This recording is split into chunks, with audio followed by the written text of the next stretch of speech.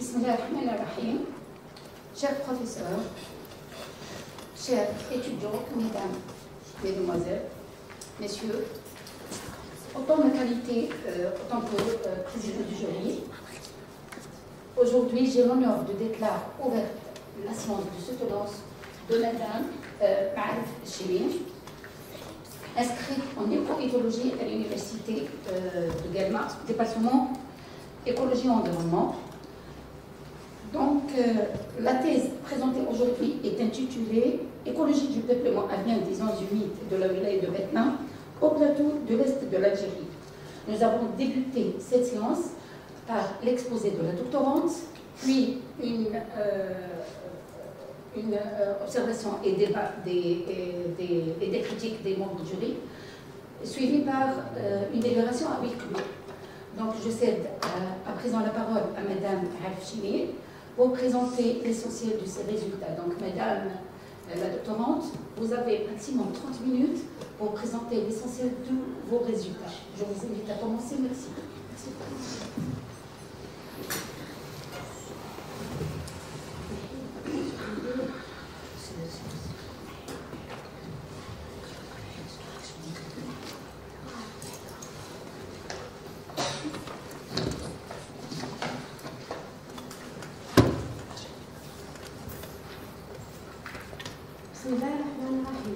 Madame la Présidente, Mesdames et Messieurs les membres du jury, honorable assistance, c'est l'honneur aujourd'hui de vous présenter notre travail de thèse de doctorat dont l'intitulé est Écologie du peuplement algérien des zones humides de la wilaya de Batna et au plateau de l'Est de l'Algérie.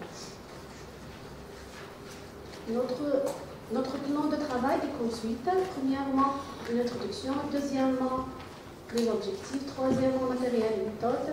Quatrièmement, résultats et discussions. Et on terminera par une conclusion et des perspectives. En commençant par l'introduction, les zones humides de la wilaya de Batna, en particulier l'écocomplexe Gadaï et les Champs-Élysées, se distinguent par une biodiversité aérienne exceptionnelle. Toutefois, ces milieux n'ont jusque-là l'objet d'aucune étude approfondie. Notre travail constitue ainsi une première exploration scientifique de ces écosystèmes. Ces milieux jouent un rôle écologique essentiel en tant que d'habitat pour les oiseaux sédentaires, nicheurs et migrateurs. Mais malheureusement, les deux sites d'études sont confrontés de nombreuses menaces. On peut citer le braconnage, le jeu des ordures des agglomérations, le labour des terres au voisinage des deux sites, le surpâturage, le pompage des eaux de ces zones humides pour l'utilisation agricole, la chasse illégale, la destruction des nids pour les oiseaux nicheurs, la fragmentation des écosystèmes par la construction des pistes et des routes. Les objectifs de notre travail sont comme suit. Premièrement, établir un inventaire ornithologique pour tous les oiseaux observés et inventoriés. Deuxièmement, la détermination des statuts écologiques de toutes les espèces aviennes qui fréquentent ces écosystèmes. Troisièmement, la détermination des modalités d'occupation et de la distribution spatio-temporelle des espèces aviennes au niveau de ces zones. Quatrièmement, établir les indices écologiques de la population avienne qui fréquente ces deux sites durant les deux cycles d'études 2019-2020, 2020-2021. Et enfin, de dégager le rôle écologique des deux plans d'eau afin de mieux gérer leur restauration et leur protection. En commençant par la présentation des zones humides étudiées. Premièrement, le premier site qui est l'écocomplexe Gadaïn. Cette carte figure la localisation de ce site. Il est divisé en 5 sous-shots, Verbol, Taïfni, Saïda, Tavish, Saboun et Gama. Possède, localisé dans les communes de El Yagout, Lazo et Sémiana. Possède une superficie de 2647 hectares avec une altitude moyenne de 813 mètres et une profondeur varie de 0,2 à 1 mètre. Ces zones humides sont naturelles, temporales et salées, à l'exception du sous-shot Savone. Les terres de cet écocomplexe occupées par une végétation halophyte, arboriculture et céréaliculture. Cette figure montre l'emplacement du deuxième site qui est Chott-Gently. Il est localisé dans la commune de Boumiya, Dayat-el-Mendel, possède une superficie de 3700 hectares avec une altitude moyenne de 833 mètres et une profondeur varie de 0,5 à 1 mètre. Cette zone est considérée comme une zone naturelle, temporaire et salée, et les terres occupées par une végétation halophyte, arboriculture et céréaliculture. La position de l'écocomplexe Ghadaïn et Chott-Gently dans le climat Garant-Berger durant la période d'études, durant la période de 42 ans, allant de 1979 à 2021, montre que le premier site l'écocomplexe Ghadaïn, il est situé dans l'étage climatique semi-aride à hiver frais, même idem pour Chott-Gently. Cette figure montre que la période d'étude est divisée en deux périodes. La première période qui est sèche allant du mois juin à mois août et le reste de l'année considéré comme une période humide pour l'écocomplexe Ghadaïn. Pour Chott-Gently, idem, donc il présente une période sèche allant du mois de juin au mois de septembre et le reste de l'année considéré comme une période humide. Maintenant, on passe au matériel et méthode. Pour assurer notre travail, on a utilisé le matériel sur terrain, représenté premièrement par une paire de jumelles, deuxièmement par un appareil photo numérique, une caméra numérique, un guide d'identification, un GPS et un télescope avec trépied. Pour les choix des postes d'observation des oiseaux est basé sur plusieurs paramètres. On peut citer l'accessibilité du site, deuxièmement la superficie et la taille du site, troisièmement la répartition des bancs d'oiseaux sur le site, quatrièmement l'homogénéité de la population avienne, et selon l'endroit, si la distance entre l'observateur et la population avienne inférieure à 200 mètres, le nombre d'individus inférieur à 200 individus, on utilise un comptage individuel. Si la distance est supérieure à 200 et le nombre d'individus supérieur à 200, on passe à une estimation visuelle. Pour les statuts écologiques, on a étudié les statuts phénologiques, les catégories écologiques, les types phoniques, les statuts trophiques et les statuts de protection. Pour les indices écologiques, on a pu déterminer l'abondance, la richesse spécifique, l'indice de Shannon et l'équitabilité. Troisièmement, on a fait une étude statistique pour étudier la répartition des groupes écologiques selon les statuts écologiques, en utilisant une analyse multifactorielle et le test Pi2. Enfin, on a fait une étude cartographique dans le but de déterminer la phénologie et la modalité d'occupation et de la distribution spatio-temporelle de la bifaune observée. On passe maintenant aux résultats des discussions. La surveillance nous a permis d'inventorier 80 espèces à l'écocomplexe Ghadaïn, dont 59 sont des oiseaux d'eau, appartient à 19 familles et 58 genres. Alors que à Chott-Gently, on a pu identifier 42 espèces qui ont été recensées et attachées à 13 familles et 33 genres, dont 30 sont des oiseaux d'eau. Porphyrio, la Talaf sultane, a été observée pour la première fois dans l'écocomplexe et la wilaya de Batna.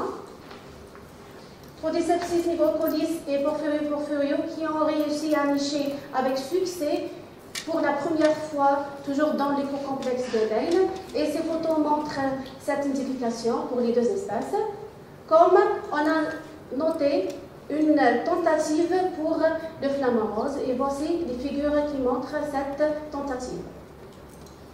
Ces photos montrent toutes les espèces inventoriées dans les deux sites étudiés. Pour les statuts écologiques, Le statut biologique, on a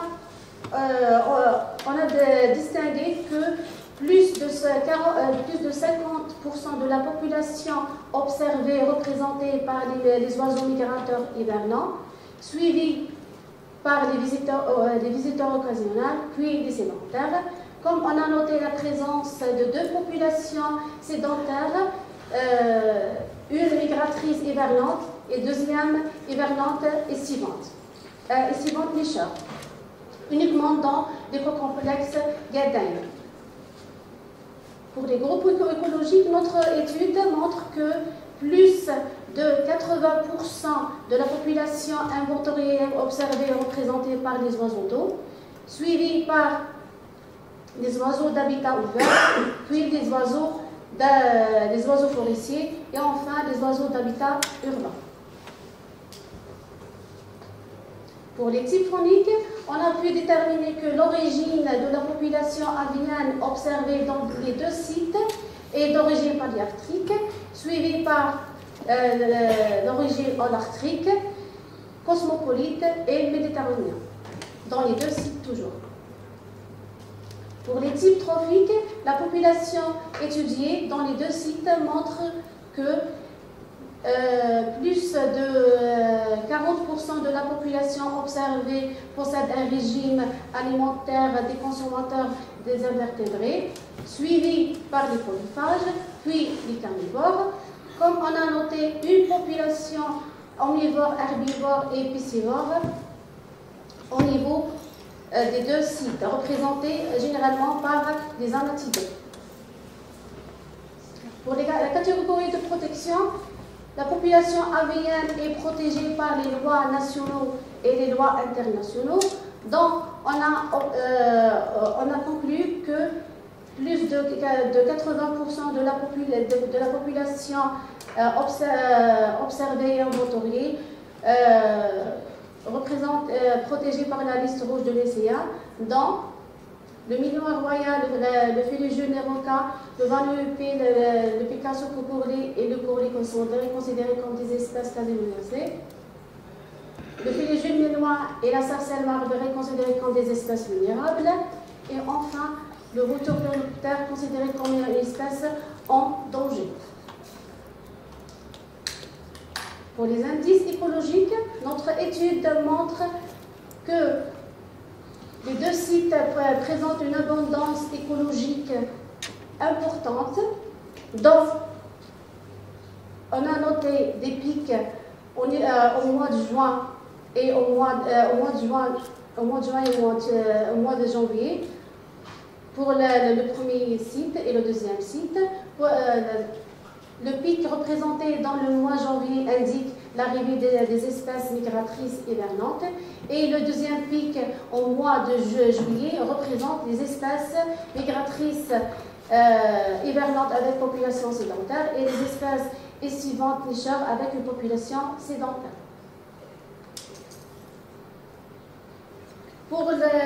Toujours pour l'abondance dans le choc junglé, on a noté un pic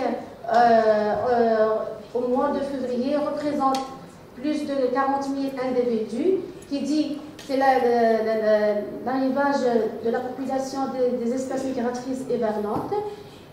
Et comme on a noté, une absence totale de la population dans la période estivale due à la sécheresse de cet écosystème.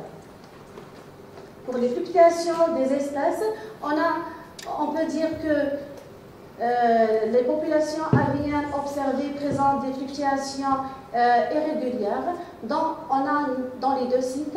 Donc, on a observé un pic au mois de décembre 2020 qui représente la saison hivernale et un deuxième pic au mois de juin qui représente la population sédentaire dans ce site. Dans le premier site qui est l'écocomplexe Gadaïn. L'indice de diversité de Shannon, les deux sites étaient très diversifiés, aucune espèce n'est massive dominante, donc on a noté que notre indice est varié entre 0,04 et 5,24 bits, qui représente une distribution et relativement équilibrée. Alors que, au deuxième site, notre indice possède une moyenne de 5,21 bits qui indique que cette population est bien équilibrée. L'indice d'équitabilité est proche de l'unité. Dans l'écocomplexe Yadayn, l'épeuplement aviaire est équilibré et de bonne qualité écologique. Alors que pour le deuxième site, on a noté que la population est présente uniquement dans les saisons hivernales. L'indice d'équitabilité varie entre 0,96 et 0,67 pour le premier site l'écocomplexe Yadayn et cet indice égal à 0,47 dans le deuxième site Chott-Jindlé. L'analyse factorielle nous a permis de déterminer 4 groupes écologiques. Dans le premier groupe écologique représenté par les migrateurs hivernants, cette population est représentée généralement par les oiseaux d'eau, possède un régime alimentaire des carnivores et des consommateurs d'invertébrés. Le deuxième groupe, représenté par la population estivante nicheur avec une population sédentaire, cette population représentée généralement par des anatidés, dont leur régime généralement sont des consommateurs d'invertébrés et des carnivores. Le troisième groupe, qui est représenté par un cercle rouge, représente les espèces sédentaires. Cette population est représentée généralement par des espèces charognards. Dans ce site, représenté par une seule espèce qui est Motora pernocta. Pour le deuxième site, cette analyse toujours montre que la population avienne est représentée par 4 groupes. Le premier groupe qui est le groupe des migrateurs hivernants, représenté par le cercle vert.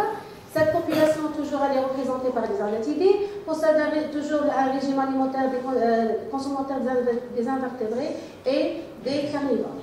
Le deuxième groupe, représenté par les estivants nicheurs avec une population sédentaire, toujours cette population est représentée par les anatidés et par les charidridés.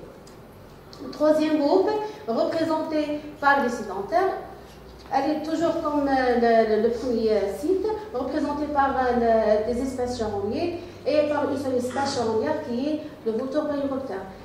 Les 3 groupes restants possèdent des mêmes affinités écologiques. On passe maintenant à la distribution spatio-temporelle de l'avifaune observée et étudiée.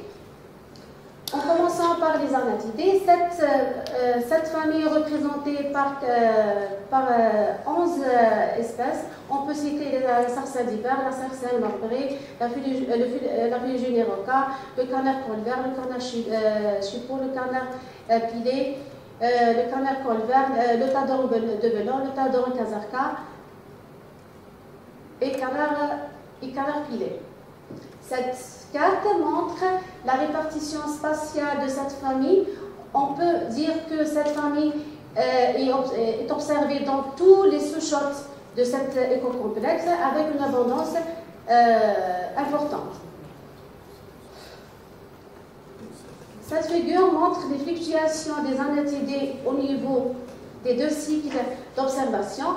On a noté un pic observé au mois de janvier 2020, représenté par plus de 40 000 individus. Pour le deuxième site Chott-Jindlé, cette famille est observée dans toute la surface de cet écosystème. On a noté un pic observé au mois de juin 2020 qui dépasse les 150 000 individus. Pour les Scolopacidae, cette famille est représentée par les chevaliers par les chevaliers, les Picassiers et les Picasso. Cette figure montre la répartition spatiale de cette famille dans l'éco-complexe Gadin.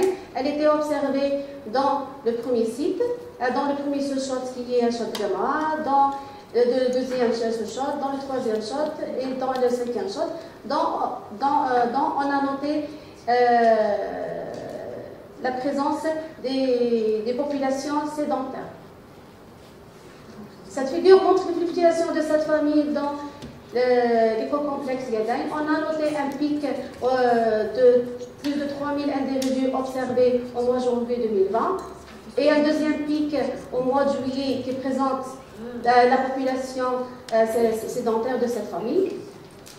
Au niveau du Chott Chindli, cette famille est localisée dans la partie au voisinage de la surface du plan d'eau au niveau de la base.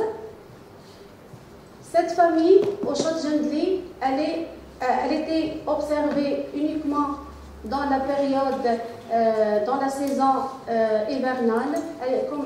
Dans la saison hivernale, on a noté un pic de plus de 400 individus observés au mois de février 2020. Alors que le reste de l'année, elle était absente, due à la sécheresse de cette zone. Et dans le deuxième cycle, elle était complètement absente. La famille des Caradridés, elle est représentée par 6 espèces: petit gravelot, le grand gravelot, le gravelot à collier interrompu, le plus vieux doré, le plus vieux argenté et le vanneau huppé. Cette carte représente la répartition spatio-temporelle. Elle montre que cette famille est observée au sous-shot d'Abontaif, Tnid Saïda, Sabone et Gamma.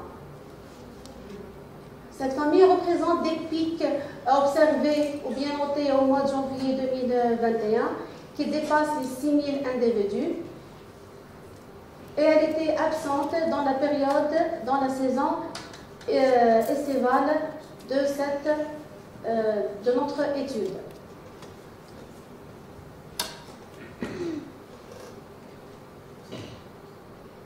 Par contre, au niveau du Chott Chindli, cette famille est localisée dans le côté nord-est, nord-ouest, sud-est et sud-ouest.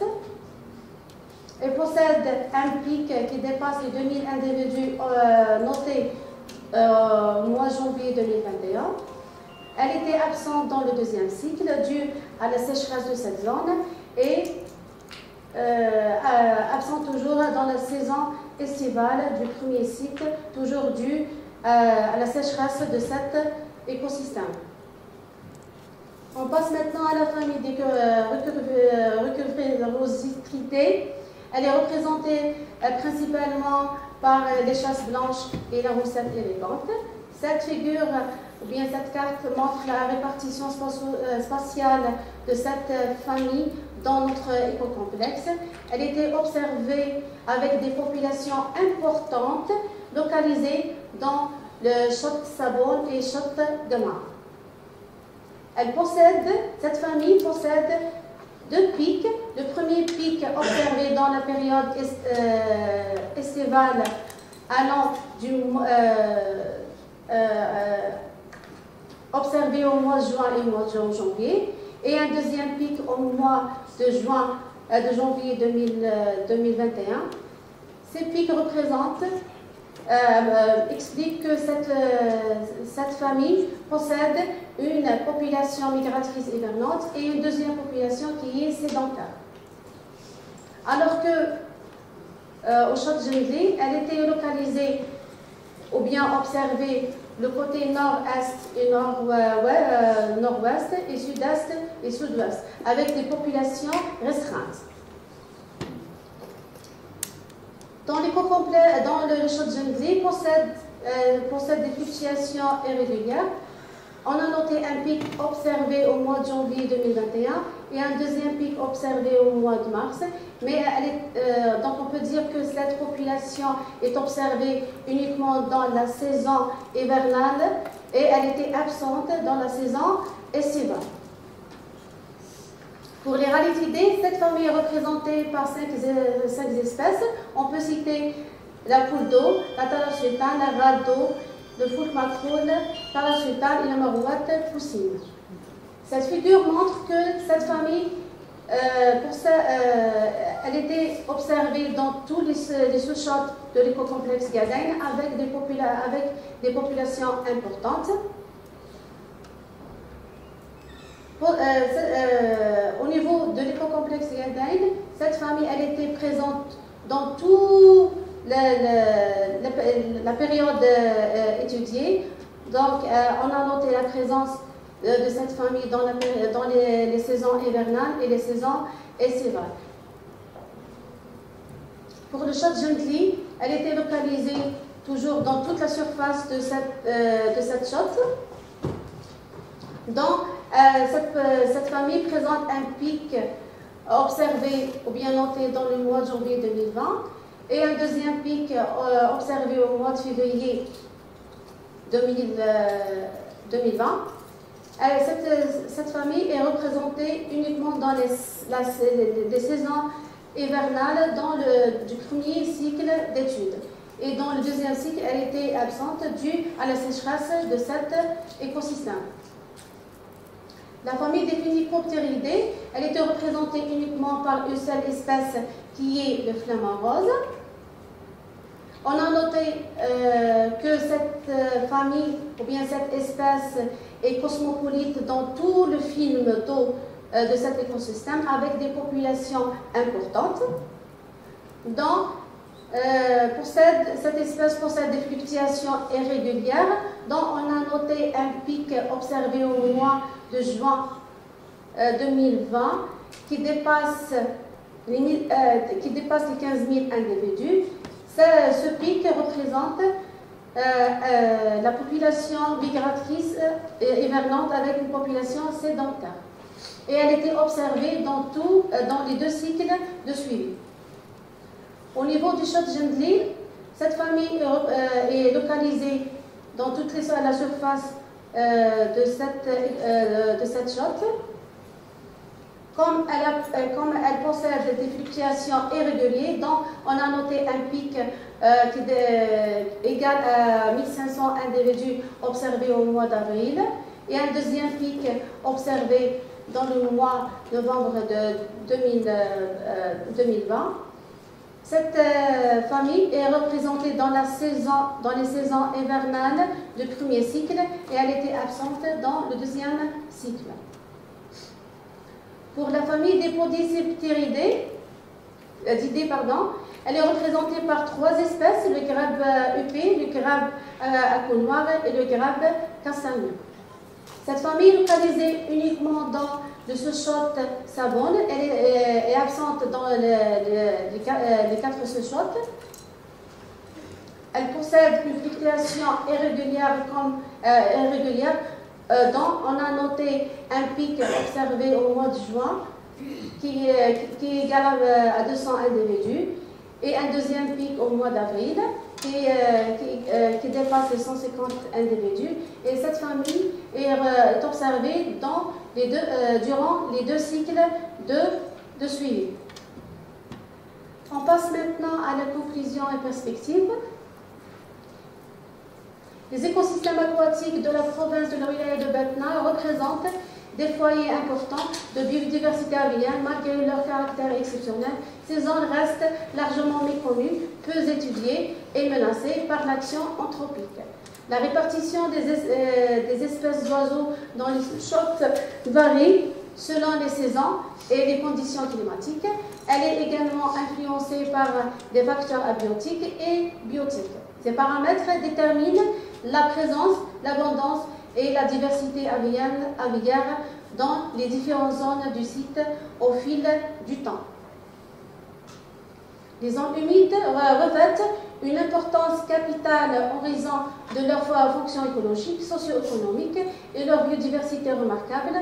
Cette étude vise principalement à analyser l'écologie des populations aviennes au sein des zones humides de la wilaya de Batna, de l'écocomplexe Gadain et du chat Gently. Cette étude met en évidence l'importance de la préservation des éléments constitutifs des écosystèmes et de la valorisation des ressources biologiques des espèces protégées, rares et essentielles. Au cours de nos suivis, nous avons observé la nidification de Podiceps nigropholis et Porphyrion, Marmetta angustiorostridéris, ainsi qu'une tentative de nidification du flamant rose. En raison de leur valeur écologique, il est recommandé de soumettre ces zones étudiées pour leur inscription en tant que des sites Ramsar. Nos perspectives sont les suivantes. Il est essentiel de placer l'éco-complexe Gadaïn et Chod-Jengli en tant que des sites Ramsar pour leur offrir une protection internationale, mettre en place un programme de suivi sur les dynamiques migratoires et de la reproduction des espèces afin d'évaluer l'efficacité des mesures de gestion et anticiper les variations écologiques. Troisièmement, faire une étude sur d'autres groupes biologiques tels que la flore et la faune pour mieux comprendre les interactions écosystémiques. Quatrièmement, évaluer les effets potentiels des changements climatiques sur la stabilité des écosystèmes, de la répartition spatio-temporelle des espèces inventoriées. Et enfin, d'adopter une gestion durable scientifique et participative des zones humides de la wilaya de Batna. Et merci pour votre attention.